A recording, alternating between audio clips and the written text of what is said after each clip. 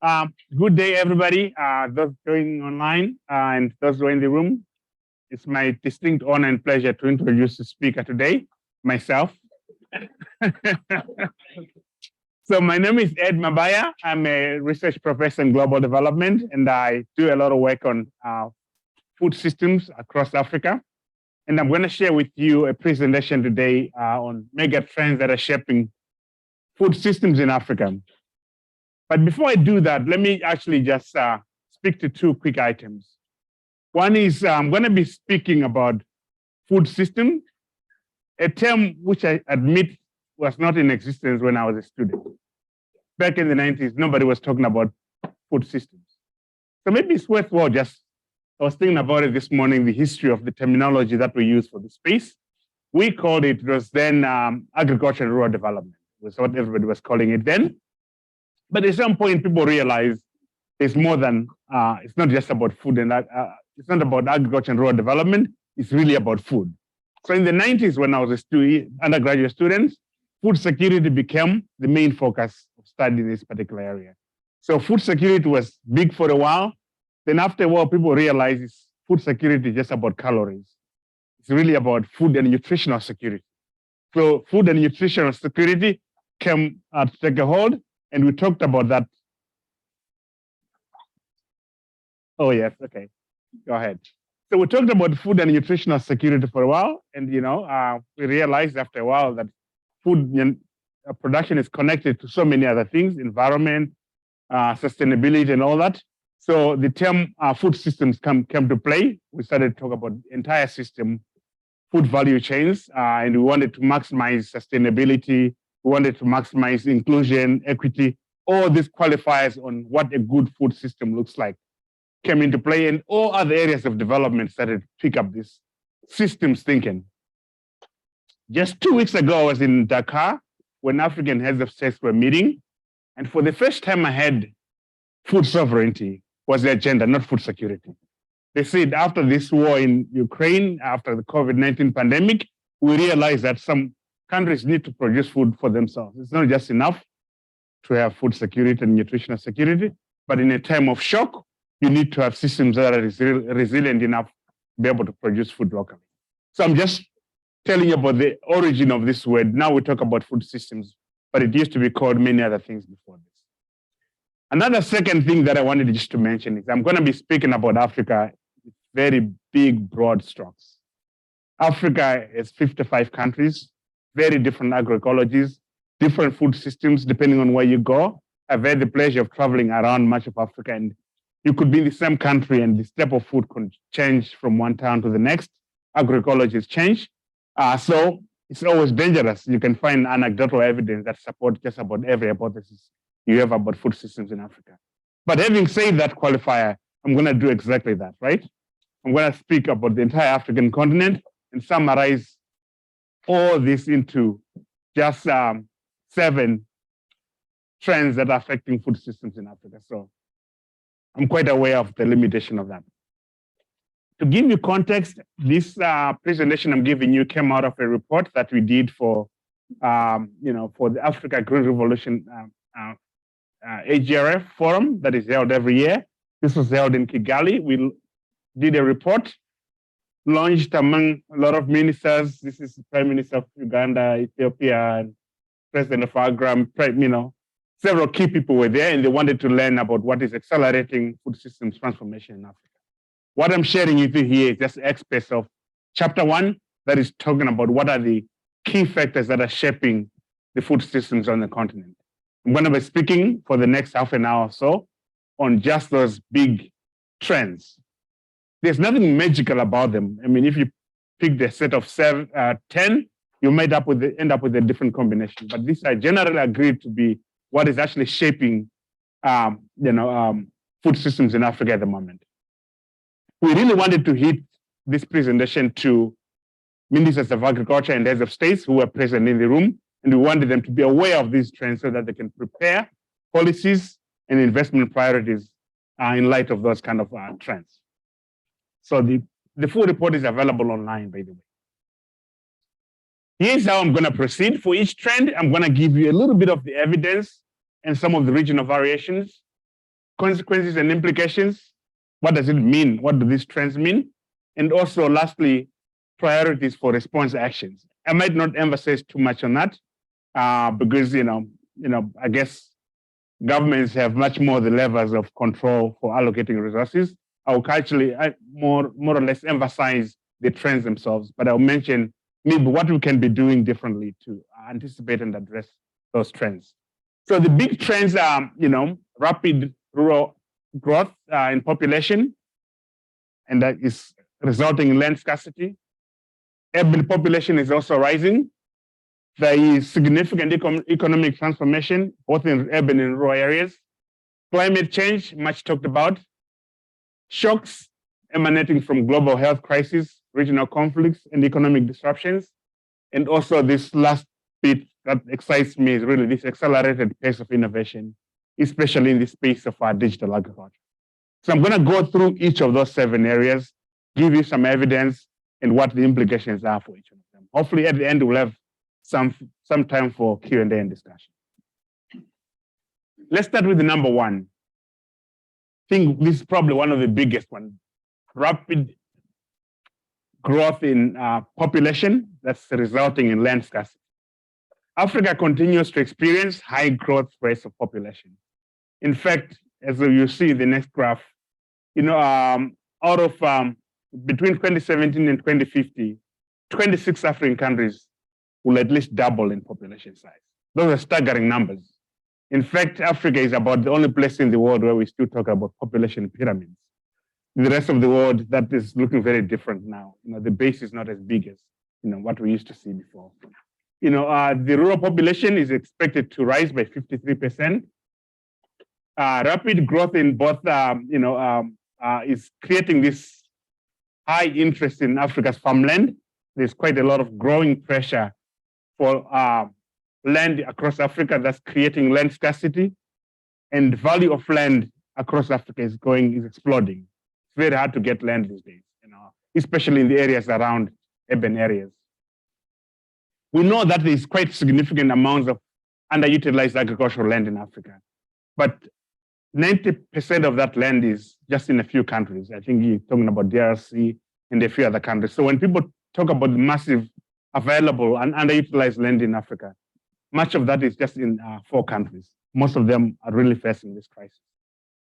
This land scarcity is, giving rise to changes in institutional arrangements for land transfer. When I was young, if you got married, you grew up in a village, when you're getting married, you'd go to the chief and say, I got married, I need a new piece of land. They'll go and find you a piece of land, and that becomes yours. Around much of Africa, that used to be the case. But with this rising value of land, people are starting to formalize these markets significantly because there's a price that you pay, and you're seeing institutions being revised. In most countries, chiefs are no longer allowed just to allocate land. It's now being handled by government. The result of that is that farm sizes are declining over time. Land is being continuously cultivated, so when people used to leave land fallow after maybe 3 or 4 years, because of this land pressure, your land is likely to be used maybe 3 or 4 times in a season, especially within the tropics. People are using every piece of land that they have. The rental price and purchase price for land has gone up, and there's a greater urgency here in encouraging farmers to more sustainably use the land that they have with better land management practices. To show you through graphs, what you see at the top there is, Africa, sub-Saharan Africa. The rest of the world, if you look at past 2050, the population is in decline, except for Africa. In fact, right now, about 3/4 of Africa's population is under the age of 35. Just let that sink in a little bit. 3/4 of Africa's population is under the age of 35. And by 2030, 46% of young people in the world will be African. That's how the world is going to be transformed in the future. So the population growth is quite significant here, the numbers that we're talking about. All right, what do you do about that? What are the priority policy response actions? One is we have to promote quality education to enable rural young people to succeed in off-farm enterprises. Gone are the days when agriculture could employ everybody. We now need to train the next generation to be able to work in other sectors as well.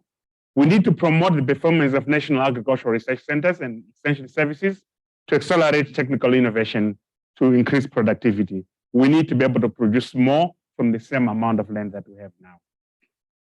Lastly, we also need to support land tenure arrangements that are able to protect the rights of local communities while simultaneously promoting equitable transfer to more productive and entrepreneurial farmers. We are seeing quite a bit of these, and I'll speak about it. Young, enterprising people from the urban areas who are professionals who have an appetite to farm and do it not just as a thing. I think agriculture is considered part of culture, but agribusiness is where you make money out of. You're seeing all this new generation of young people who are eager to transform agriculture from just culture to a business practice. Second major trend is rising urban population. So we already talked about just overall growth in populations, but urban populations are expanding at an even faster rate, faster than the rural areas. The combination of increasing, rising incomes and this population growth is creating explosive demand in food demand, which is generating downstream modernization of the value chains. We think that Africa's use must increase significantly to meet this demand. Already we've seen evidence that the import bill for Africa is increasing year by year. From 2000 to 2020, it increased from 7 billion a year right now to more than $50 billion of food imports per year. So these are big numbers that Africa is continuously relying on food imports to feed itself. Also, the changing conditions with respect to household incomes, dietary patterns, education, female participation in the workplace, they require that the food systems be calibrated differently. There is now a big demand for value-added food. Women are more and more participating in the workspace, and the foods that we used to consume 20 years ago are simply different. You go to the urban centers in Africa now, pasta, macaroni, fast noodles are the big staple foods that people are starting to consume that were not even on the market just a few decades ago. To give you some example of the evidence, here is a map, this was in The Economist, of the fastest growing urban centers in Africa. You see that Dar es Salaam, Nairobi, Kinshasa, Luanda, Addis Ababa, already very big and massive cities, are growing by more than 50% within a 15-year period. So massive amounts of people are moving from rural areas, migrating to urban centers. So when you are talking about feeding Africa, you not to think about it not just as a rural problem, but increasingly as an urban problem as well. What we need to do about that, first again, we need to promote, these big major bodies across Africa, AUC, African Development Bank, AGRA, promoting more sustainable, resilient, and inclusive food systems that are also promoting nutritious food. We also need to have better accountability of these research and development investments, that are driving technical innovation and productivity. Traditionally, we've had these big narrows and the CGs investing in kind of regional capabilities. We now need to see more of these systems adapting, partnering with local systems to produce not just food on the farm, but transform the entire food value chain, taking care of post-harvest loss and other things that were not previously catered for. Mega trend 3 is the economic transformation. And if you have a question, please feel free to stop me, or otherwise I'll get to Q&A at the end. Economic transformation, which includes rising wage rates and per capita incomes. This, again, is kind of new and is happening in certain pockets of Africa, especially in East Africa. So economic development in Africa is creating a new middle class, and that's creating a shift in labor force from farming to non-farm jobs. And these raising wages are also triggering a new demand for foods that are more, nutritious, such as meat, fish, processed foods, cooking oil, and foods that are prepared away from home. Again, this is due to the rapid urban area population that is also earning a little bit more money. We are seeing right now an ever-growing demand for cooking oil in urban areas. That's precipitating a expansion of demand for these oilseed crops. So sunflower, for example, and soybean were not big staple crops across Africa just 10, 15 years ago. But if you go to Tanzania now, you go to Nigeria, you go to Ghana, these have become the hot commodities because cooking oil is there's a significantly increase in the demand for cooking oil in those particular countries. Non-farm wages are also, creating new business opportunities, and labor is being pulled away from farming to, non-farm work. And we now need more of these labor-saving technologies. So you cannot rely just on the relatively affordable labor that was in the rural areas. As more and more people are moving out, we now need to transform these production systems so that they use less and less, of human labor. The swelling numbers of affluent Africans are starting to also have this interest in investing in agriculture. And especially if you go to the urban areas of Africa, just within 50 kilometers of that, you see huge investments in agricultural production that is trying to serve those urban centers. And we think that this, is a positive trend. Okay.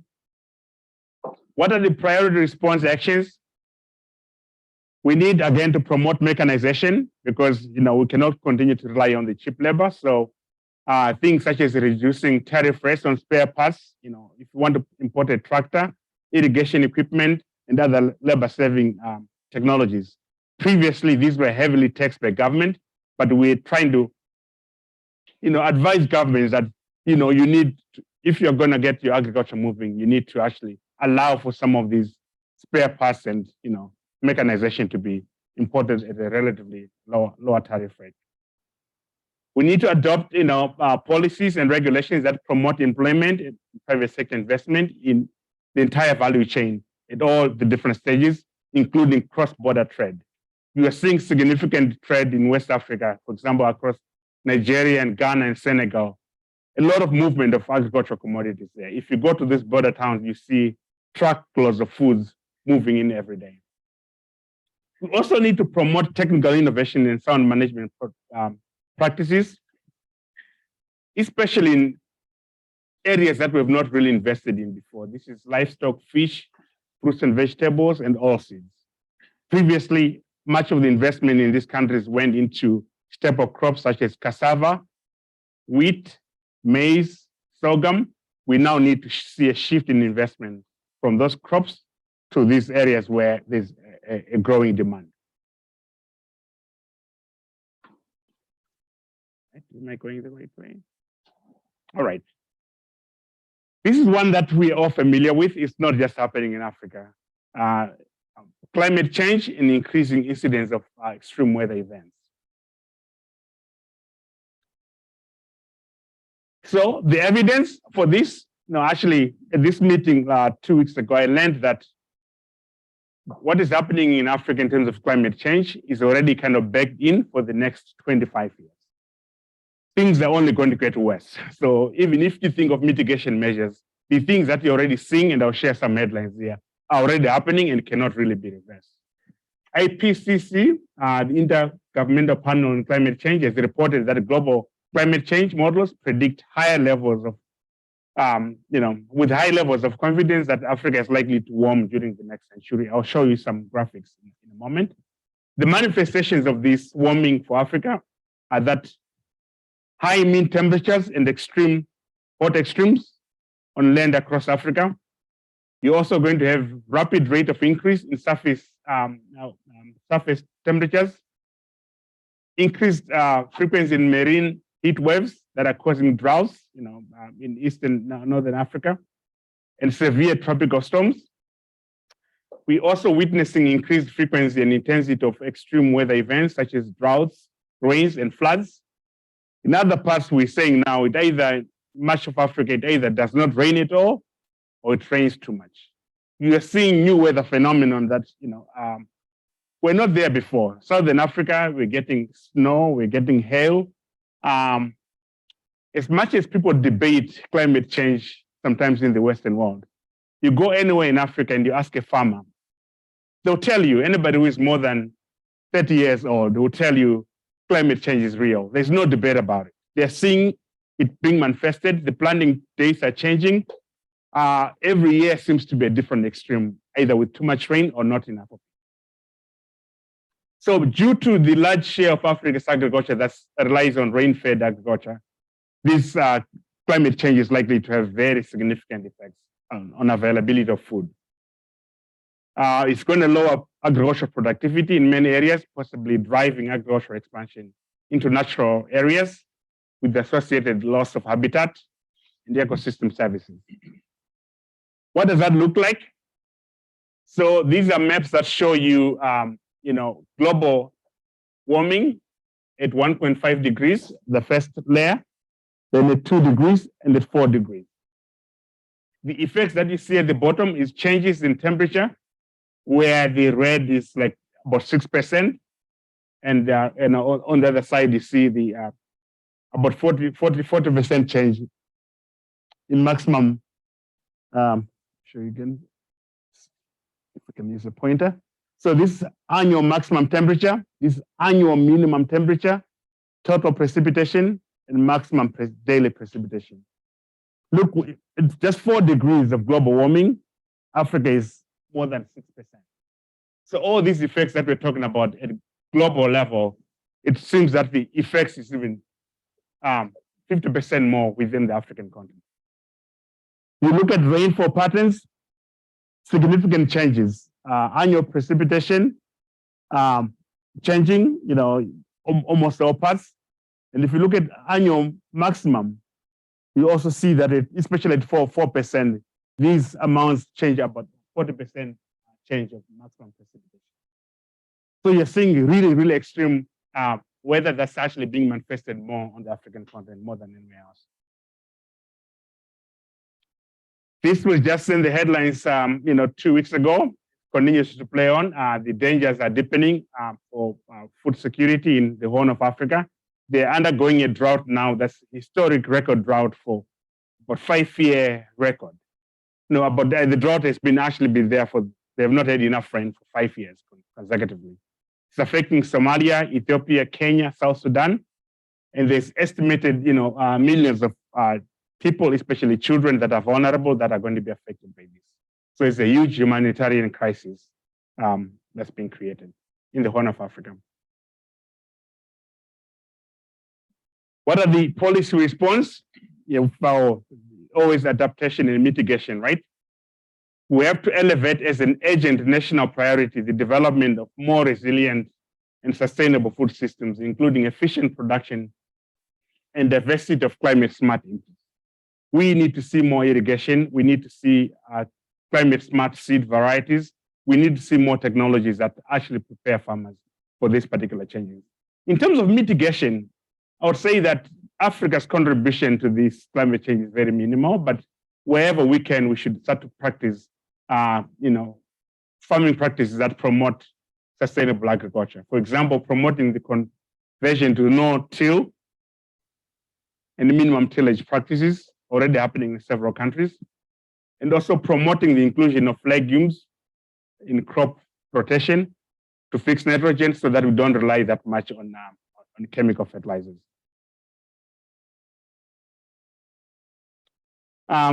Megatrend 5 is about shocks, and most of these have come in the form of ongoing global health crises, regional conflicts, and economic disruptions.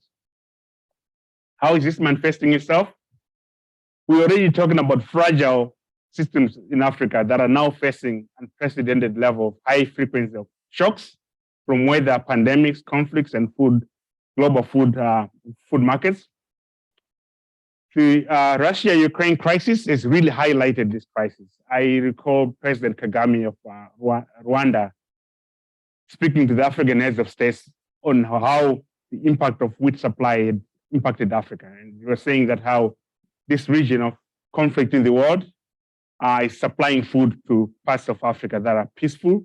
And there's an urgent wake-up call for African heads of states to say, we need to be able to produce this food on our own within the African continent.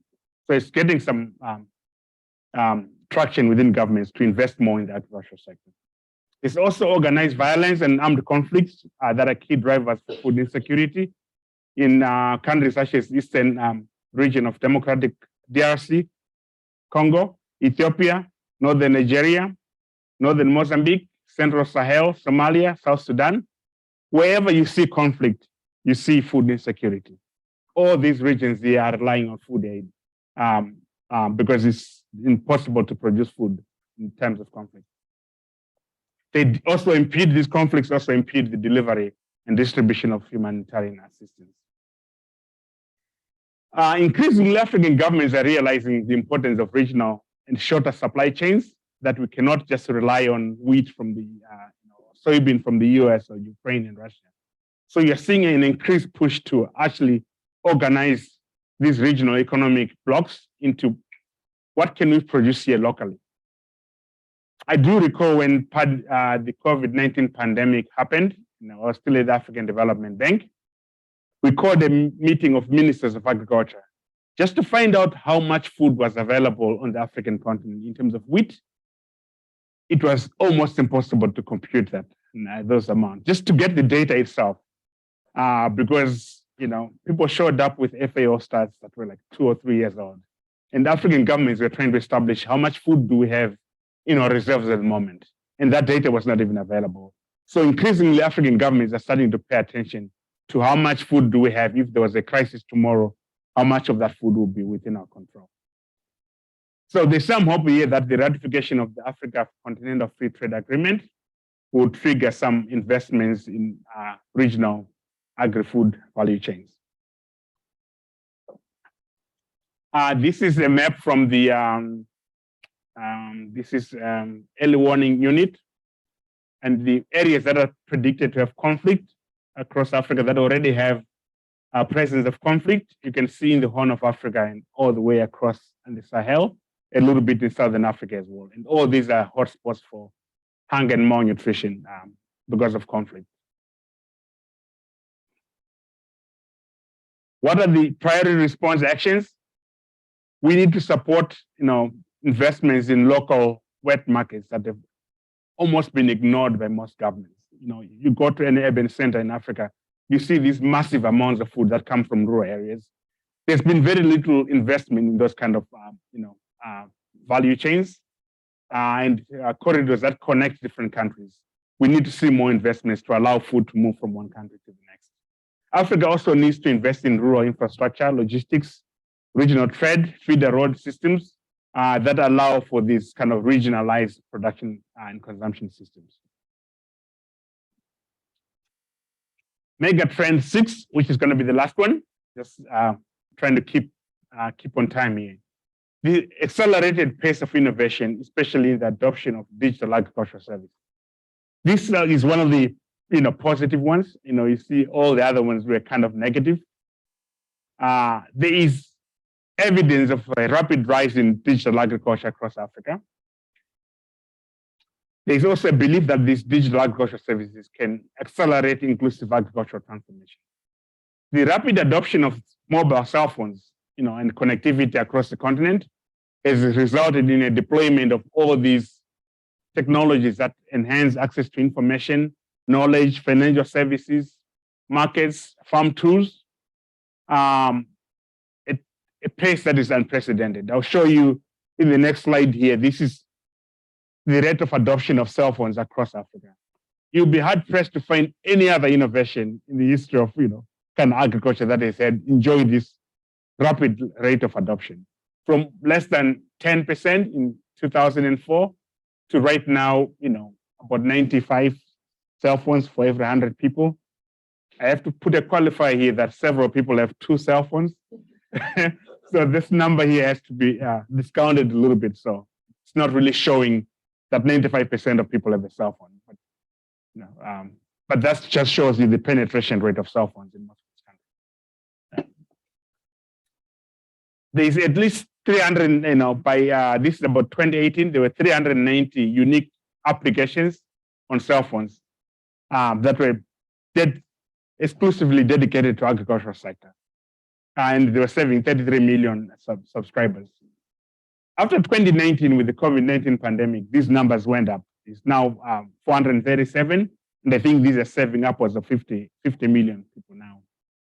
We think that this rapid, COVID-19, when it happened, created this urgent demand for contact-free services, extension services, things that used to be done by governments, because governments were the last ones to adopt technology in any place, right? If you ever want to see fax machines, you go to African government offices. You find them there. If you ever want to see something called, you guys won't remember this, but when you send an email, when you say CC, do you know what that means? Yeah, some older ones here will know that it refers to carbon copy. In the old days, when you're sending a document, you would put a carbon underneath, it would copy everything that you write. That technology almost doesn't exist, except if you go to government office. You find people still using that. The point I'm trying to make is during the COVID-19 pandemic, all institutions, including governments, were forced to innovate. So suddenly they had to put things online, they had to put documents online, you could submit applications for approval online. And to me, this is one of the positive things that came out of this pandemic. And that effect is likely to stay for a while. This is showing you the adoption of the cell phone.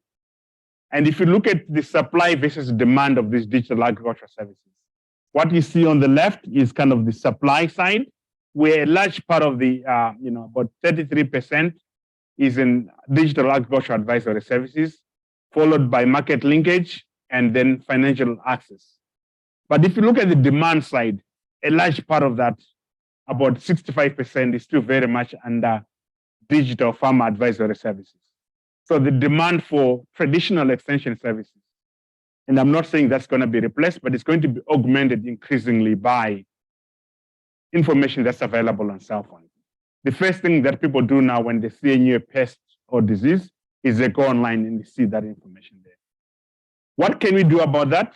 Well, we need a deliberate action to create and maintain enabling environments that are going to accelerate investment in this space, especially in communication infrastructure. We need to see increased public investments to strengthen their capacity to adopt digital innovations to local context. You go online, you can find very good information. But if I'm a farmer in rural Kisumu, I need to know what is the planting date for this particular crop.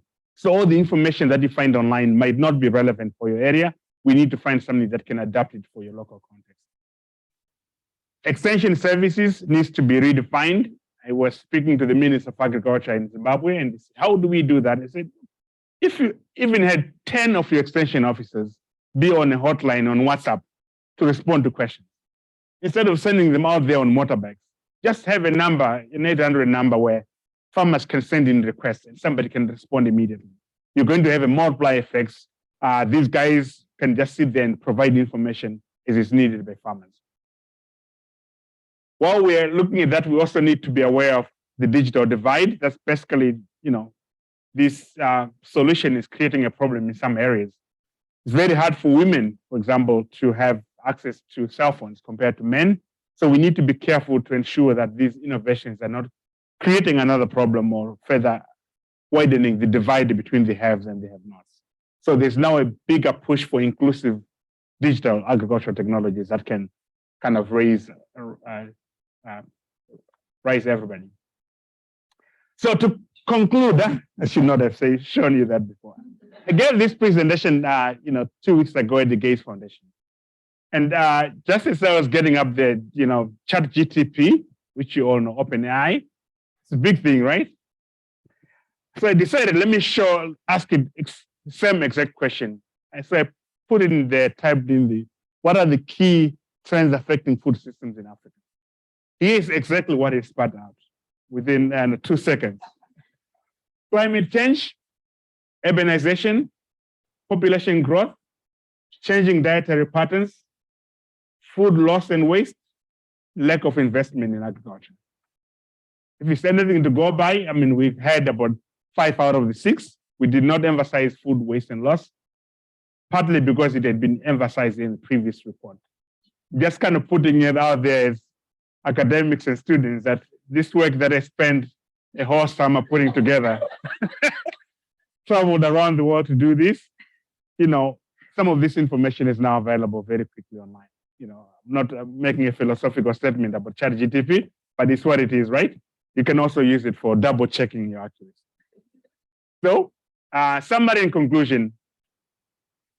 African food systems are highly dynamic. They're changing faster in Africa than anywhere else. You go to any African city that you have not been for 3 years, you see this visually with your eyes. You go to the supermarkets, you see different foods, you see different structures. So it's a continent that's changing very quickly. Unfortunately, policies and investment priorities don't change that fast. They need to. These mega trends vary significantly by region and sub-region and by country. So you need to adapt them wherever you're talking about, what country you're talking about. You need to adapt them to see how are they manifesting in each environment. As the global economy becomes more complex and dynamic, African governments and development partners have to be more effective in anticipating these future opportunities and emerging challenges to proactively prepare for them rather than just being reactive. We know this population is growing. We know by 2030, the demography is going to be different. So instead of just sitting there and waiting for it to happen, there's some things that actually, especially governments and development partners, can do even to change the trajectory of some of those trends. African policymakers have an opportunity to bend the curve in some of these adverse effects that could otherwise, if they're mitigated and you take proactive action. Governments are unique in their power to be able to shape through policy and investments what happens in the future. And you see this in countries like Rwanda, that are very progressive. They anticipate the trends and they try to address them before they actually happen. In closing there, this is a quote by Wayne Gacy from ice hockey. He said that a good ice hockey player knows where the puck is, plays where the puck is. A great hockey player plays where the puck is going to be. So when you're talking about food systems across not just Africa, in the global south, in the world, we need to start thinking, where are these systems going to be 10 years from now? And we need to start putting in place policies and investment priorities that actually play towards that, as opposed to addressing. It feels always that we're trying to put out the current fire and we're never able to see where this thing is going to go in a few years. So with that, I would like to have some discussion and Q&A.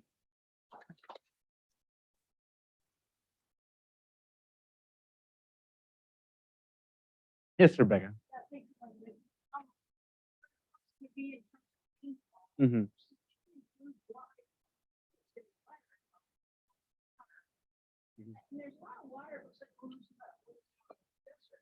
Mm-hmm.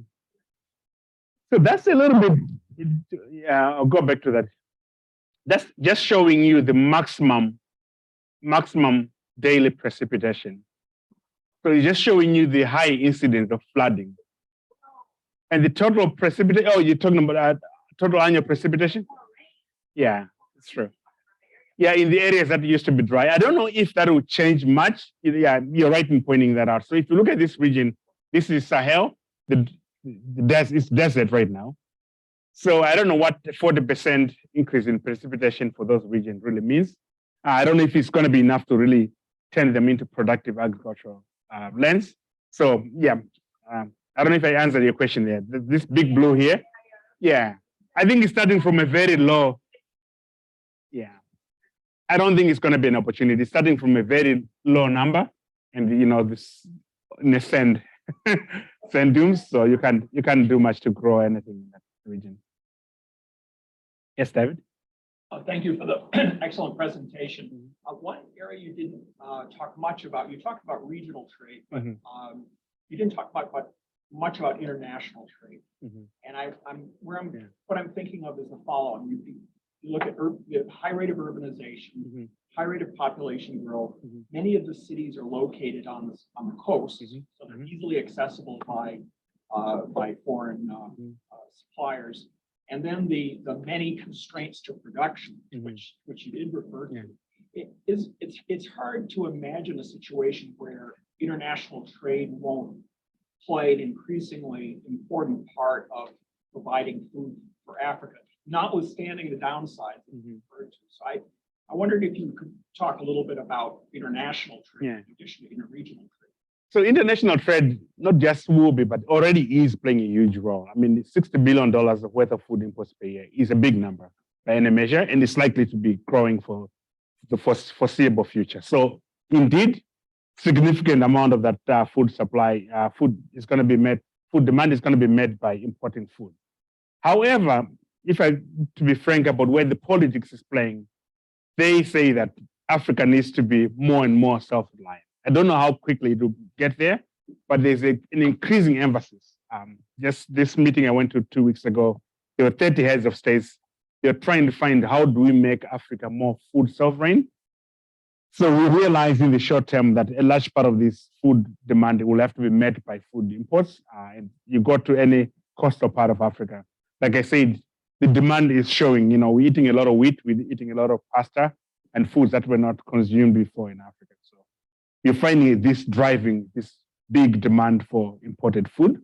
But the push for policy is really to kind of see what would happen if you limit imports and try to meet this demand from local production.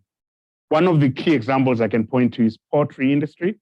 So if you go into West Africa, a large part of the poultry demand, poultry is one of the most consumed meat in all of Africa.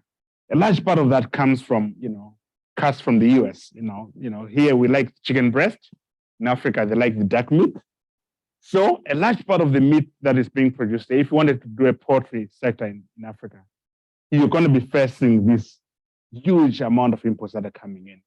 So most African governments are really debating these issues to say, should we continue to meet our demand for food through imports, or should we be shifting towards local production systems? And there's enough to be said about both of those. I think it's not either or, they probably have to do both. Yeah. Yes. Yeah, so I actually have, Oh. For the people that are online, I think it'd be useful if I also try to repeat the question. yeah. So I know you briefly touched upon how Africa has a wide variety of languages that vary from region to region. And to my understanding, I think it's like there's literally like 1,000 to like 2,000 varying languages in the continent alone. Mhm. And so I was actually wondering in regards to like the digital tech that you brought up, Mhm. as well as adaptation methods for like farming, how you go about dealing with like or implementing your actions, keeping all those language barriers in mind, because I can imagine that's substantially difficult. That's an excellent question. She's talking about, language, Africa having all these multiplicities of languages. Does that affect how much you're able to do, for example, agricultural extension services through online platforms? I have maybe two responses. There might be partial responses to your question. Most people still speak English, French, Portuguese. So in most of these centers, kids who go to school, parents might not be able to speak those languages, but they have a child who is of school-going age. If they want something on Google, they ask their kid. Pretty much everywhere. You ask your children, and these kids speak those languages. So you're finding just the initial availability of information, even in any one of those three languages, is a big step. The second part is really translation services. Technology is also coming in to fix a big part of that. So to translate, some languages like Swahili is a good example. Talking to Jeff, a friend from Kenya, there is quite a lot of push now to get some of these languages online as well. And now with machine learning, natural language learning systems, the translation from one language to the other is not that difficult. Well, thank you. Especially for information about just agronomic practices. Yes. So you talked about the significant sort of technological transition that a lot of African nations are going through. That a lot of that was spurred due to the COVID-19 pandemic. Would you say that transfer, that there's also been that sort of same transformation in countries transitioning from an informal to a formal economic sector. Because I feel like with a lot of, like I would say the majority of African economies are informal. And if you want to sort of address issues like regional conflict and how do you address pandemics, you have to have a capacious state. But in order to have a capacious state, you should also have a formal economic sector. So would you say that there is a transition that is going on in Africa now from an informal to a formal economic sector, if that question makes sense? Yeah, it's not quite central to my topic. My talk here, there was actually somebody who gave a good talk this week about this formal informal divide across Africa. So indeed, you go around Africa, there's a huge part of the economy that's very much in the formal sector, including food, mechanization, transportation. Much of the reason for informality, there is reasons. Why do you want to be? When I've gone around Africa, you ask people where they in the informal sector, they're like, why would I want to be in the formal sector? So informality comes with taxation. There's a lot of